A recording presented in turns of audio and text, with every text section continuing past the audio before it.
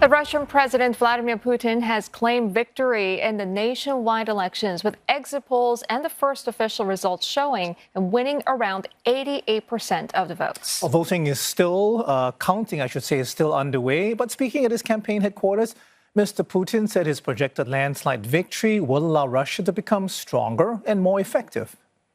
С этим и связана высокая явка. Люди пришли, чтобы создать условия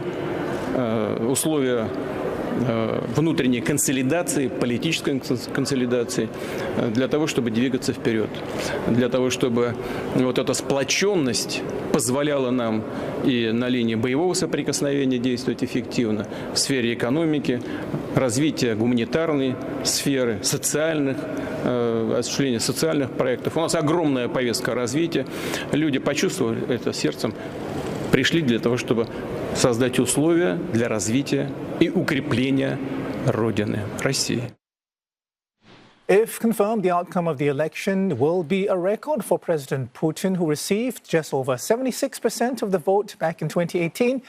It would also put him well on track to become the country's longest-serving leader in more than 200 years, overtaking Joseph Stalin. Dasha Cherenyshova has more from Moscow.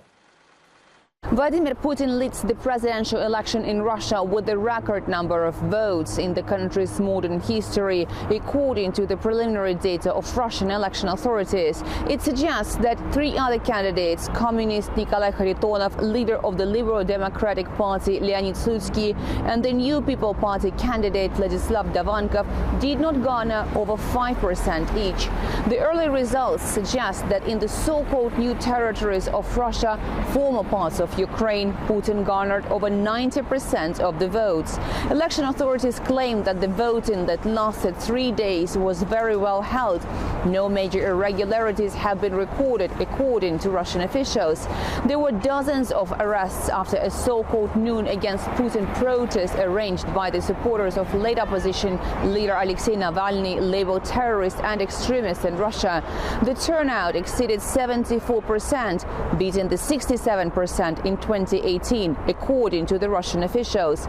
Russian Foreign Ministry accused unfriendly states, including the US and Germany, of election interference. Dasha Cherenyshova, CNA, Moscow.